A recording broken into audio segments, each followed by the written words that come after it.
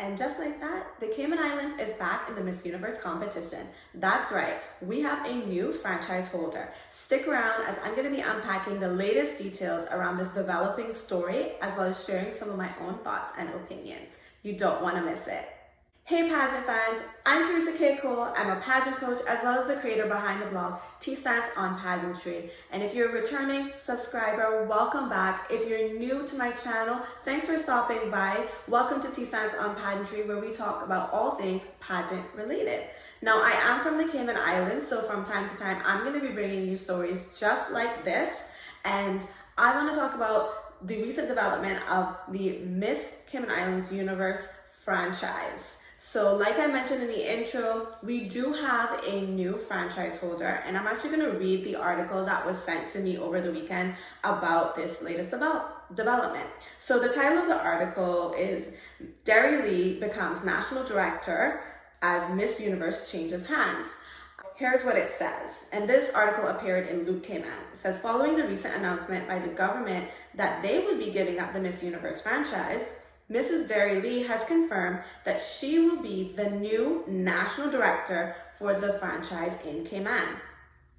Reacting to the new development, Mrs. Derry Lee said that the Miss Cayman Islands Committee is excited about the milestone and looks forward to continuing their work, which started over 20 years ago, empowering and mentoring young ladies in the Cayman Islands. Mrs. Lee also indicated that she has been spearheading the restructuring of the committee since the Ministry of Tourism's announcement regarding the franchise, and highlighted that there would be some exciting changes in a couple of weeks, including the appointment of a new chairperson. Mrs. Lee said that the committee would like to thank the Cayman Islands Government Ministry of Tourism for their tremendous support over the years. In addition, Mrs. Lee thanks Chloe Parry-Doxy for all her hard work and dedication during this time, and the general public for their continued support. Crowning for Chloe Parry-Doxy will be announced later, and the public is welcome to attend. So after reading that article, I have to say that I was a little bit confused in regards to the terminology that was being used. So right at the very beginning, it refers to Mrs. Derry Lee as the new national director. Now, in my eyes and from my understanding, she's always been the national director.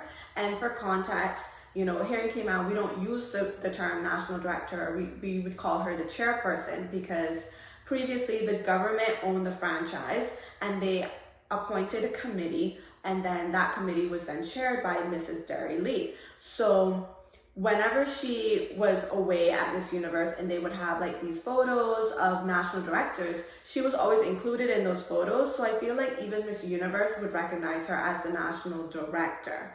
So I was confused as to why she was being referred to as the quote unquote new national director. I don't know, it just kind of confused me. And then it confused me a little bit more when further down in the article, it said that they would be, announcing a new chairperson, which again is supposed to be the national director. But I guess in fairness, they did say they are restructuring the committee. So perhaps this is part of the restructuring of the committee. But it just leaves me confused, because after reading this, I was like, well, who actually is the franchise holder in this situation? You know, if Derry is the national director, she's going to appoint a chairperson. This is part of a restructuring. Who then actually owns the franchise? So I was a little bit confused after reading that. Then I got sent a Facebook post.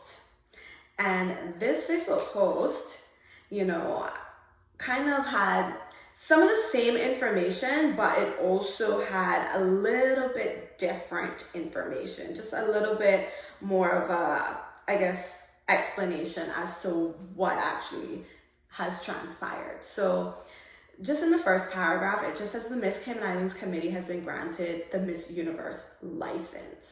And then it says committee chairperson, Derry Lee, said that the committee is excited about this milestone and looks forward to continuing their work, which started over 20 years ago, empowering and mentoring ladies in the Cayman Islands. Now it's saying that the franchise holder is the Miss Cayman Islands Committee.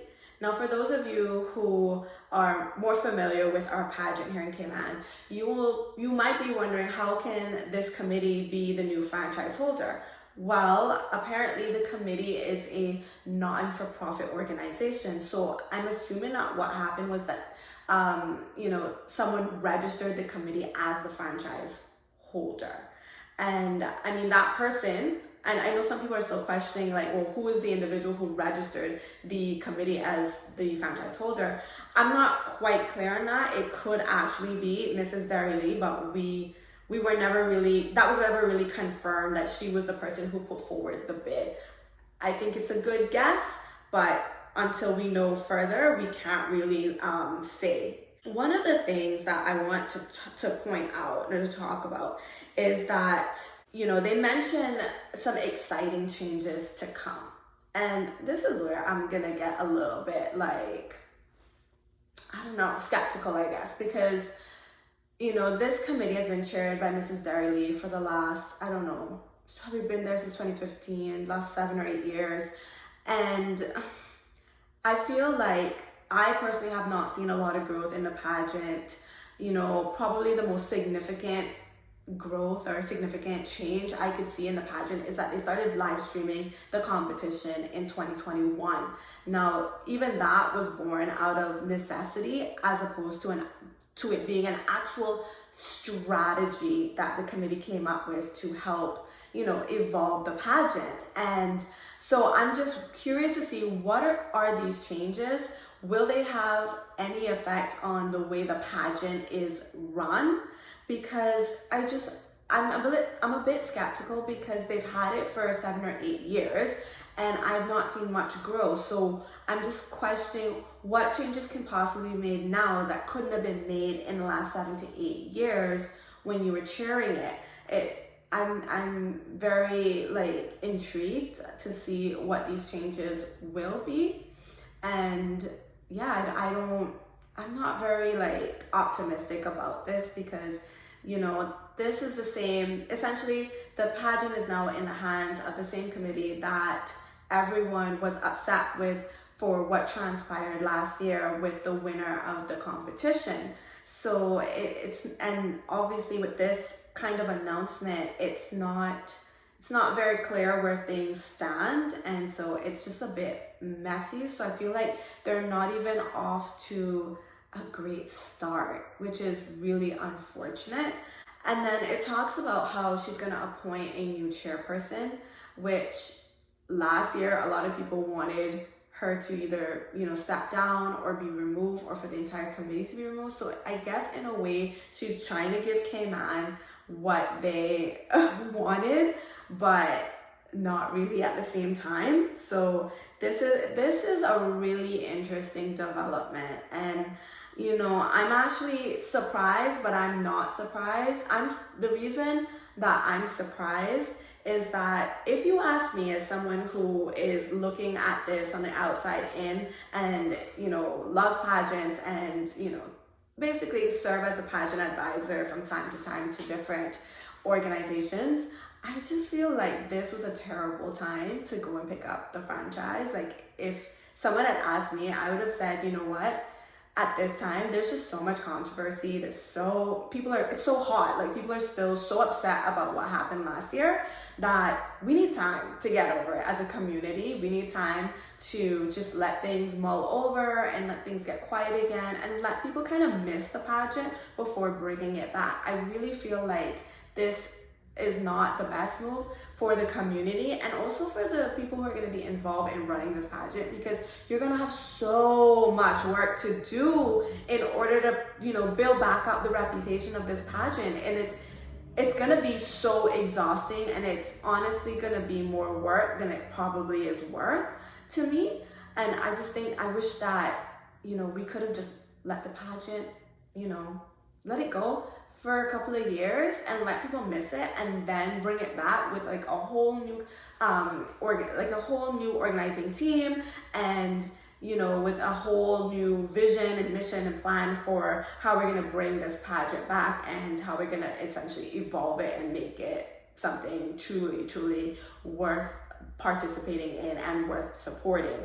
And the other thing that I want to say is like, it's going to be even more work because now they don't have the secure financial backing of the government.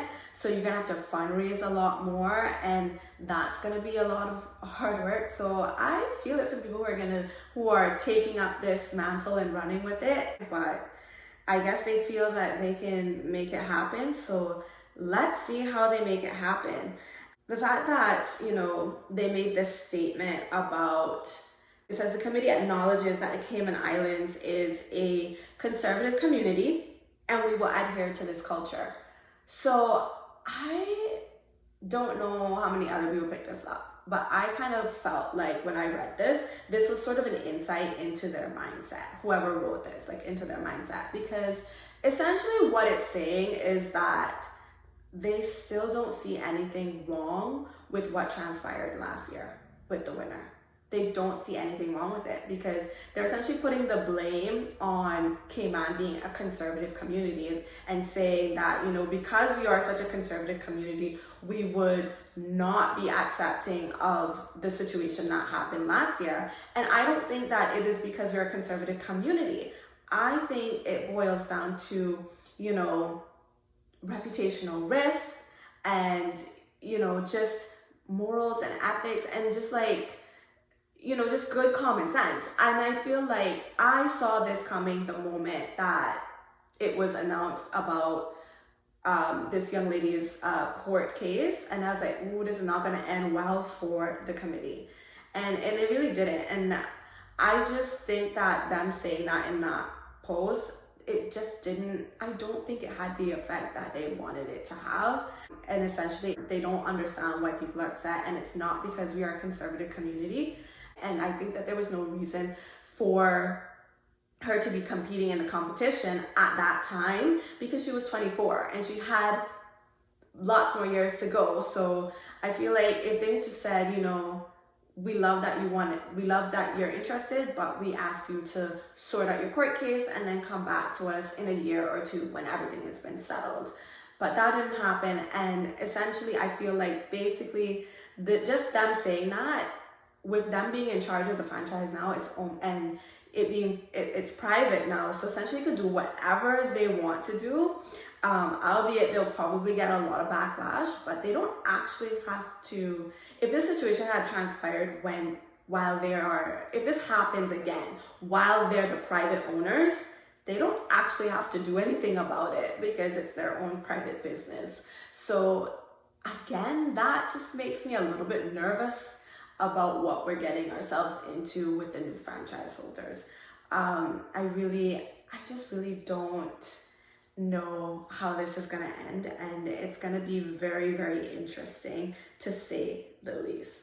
This Facebook post plus the Loop article was just also confusing for the community because everybody was just wondering, what is the government's role in this? Because essentially this was a government appointed committee and they're actually supposed to be continuing the oversight of Miss Chloe Paradoxy's reign, which should be ending in August. And now they've gone ahead and gotten the franchise, which kind of puts them in a sticky situation because the way they announced this, it made it seem like they were taking over, Chloe's, management under them as a private entity.